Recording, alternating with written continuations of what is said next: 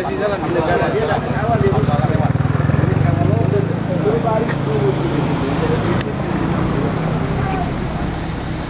mobil putih belakang.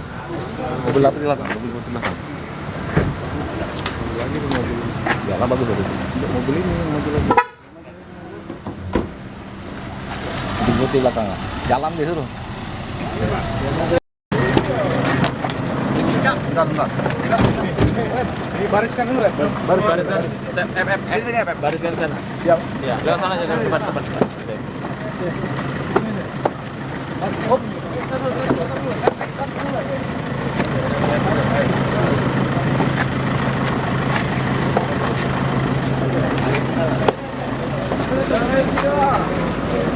Hitung dulu berapa itu?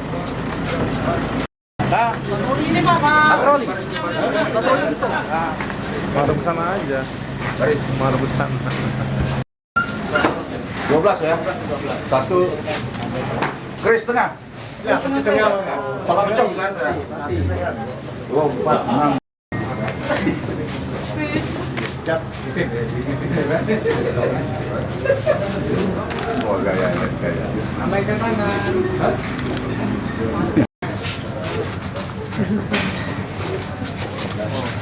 Thank you. Mantap, Pak.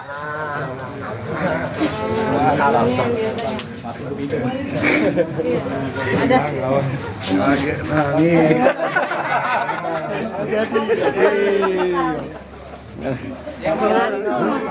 Iya, kayak gelantung kau.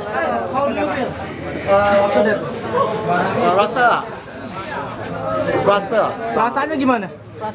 Banyak gembira, banyak wartawan dekat sini. Kita ada kuasa hukum kan mendampingi kita sama lawyer. Lawyer ada? Ada. Sebelah sini. Ini lawyer saya. Siapa nama? Saya Dari Indonesia. dari Indonesia, dari Palembang. Siapa? Hendra Wijaya. Gimana Pak Hendra dengan setelah ditahannya ini? Dengan ditahannya ini nanti mungkin kita akan tentukan langkah-langkah hukum ke depan. Kita ikuti aja proses sekarang yang sedang berjalan. Untuk langkah hukum ke depan akan kita konsultasikan dengan rekan-rekan.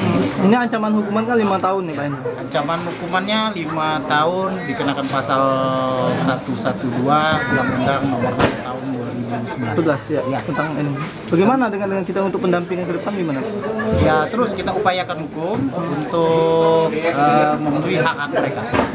Dari Konsulat Jenderal sendiri gimana? Udah ada kontak? Konsulat Jenderal baru saya ketemu tadi dari pihak Malaysia, baru itu yang menemui mereka. Dari mereka gimana ini? Informasi tadi tidak ada, cuman mereka ada peluang pengecek aja. Oke. Masuk.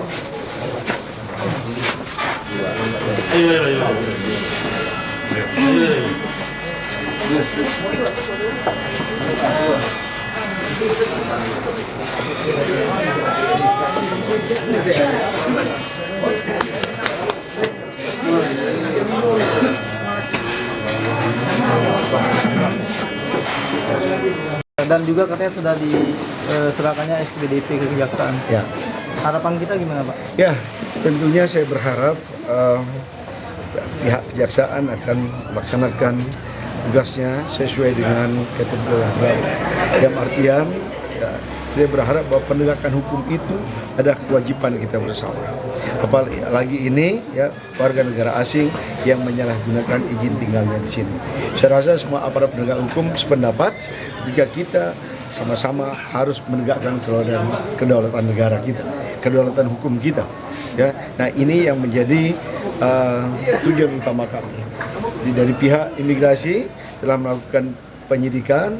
Ini juga kebijakan dari Direktorat Jenderal Imigrasi, di mana Direktorat Jenderal Imigrasi mengirimkan penyidik-penyidik handalnya yang bekerja maksimal secara profesional selama 2-3 hari terakhir ini.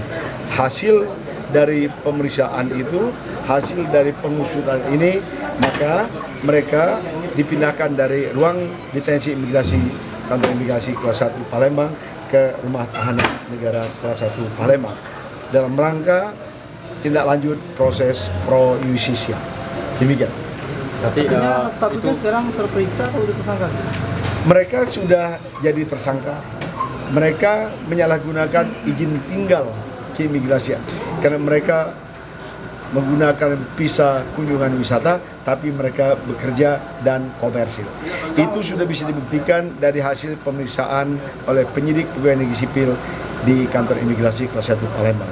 Jadi semua proses itu sudah dilakukan. Pihak manajemen Novotel juga sudah dimintakan keterangan bahwa benar mereka bayar 30 juta untuk menggunakan fasilitas ballroom itu selama sekian jam untuk melaksanakan praktek pijat tradisional Cina tersebut. Ya. Untuk korban yang dirugikan gimana Pak sejauh ini? Sampai saat ini kita masih menunggu. Kalau ada yang merasa dikecewakan karena mereka sudah mengeluarkan uang untuk pengobatan ini tidak berhasil atau apa, kita membuka kesempatan mereka untuk melaporkan ke kantor imigrasi. Sampai sore ini belum ada yang melapor. Jadi dari ada kasur tempat pengobatan, ada alat, ya.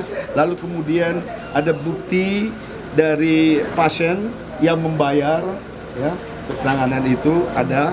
Lalu kemudian ada juga dari hotel, ya, ada bukti pembayaran fasilitas ballroom itu sebesar 30 juta dan bantal dan lain-lain yang digunakan mereka untuk praktek pengobatan. Alat terapi maksudnya Pak? Alat terapi. Satu lagi Ada. Pak, ada perlakuan khusus nggak kepada mereka? Oh enggak, sama aja. Mengingat Sama biasa aja. mereka yang berbeda? Sama aja. Jadi siapapun yang masuk di rutan ini sudah ada SOP-nya. Pak Mardan, karutannya itu sangat profesional untuk melaksanakan tugas itu. Ya? Oke?